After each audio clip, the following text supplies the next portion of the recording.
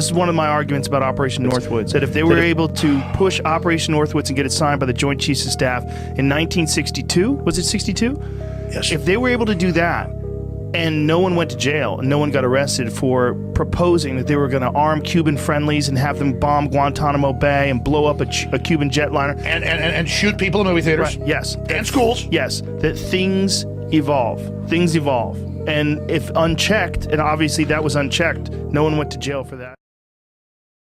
The same year as Operation Northwoods. Same year, Operation Northwoods, it was a false flag idea that was drummed up and literally signed by the Joint Chiefs of Staff. They gave this a green light. They're going to have a bunch of false flag attacks. Like they were going to blow up a jetliner, and they were going to blame it on Cuba, and they were going to arm Cuban friendlies. And the same year as Operation Northwoods. Same year, Operation Northwoods was...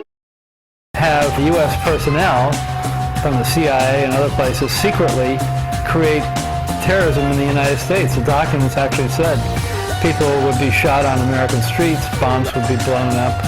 And again, all this, the evidence would be laid to point the finger at Castro. The federal government proposed blowing up airliners full of Americans, saying the casualty list in U.S. newspapers would cause a helpful wave of indignation.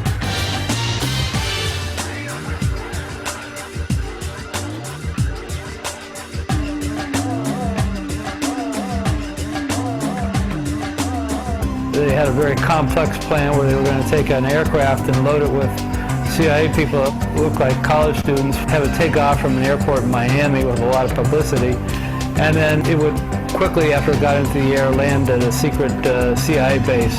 At that same time, an identical plane would take off from that CIA base, except this plane would be empty, and it'd be remotely piloted from the ground. It was a drone plane that would be very similar to the passenger plane that had just taken off.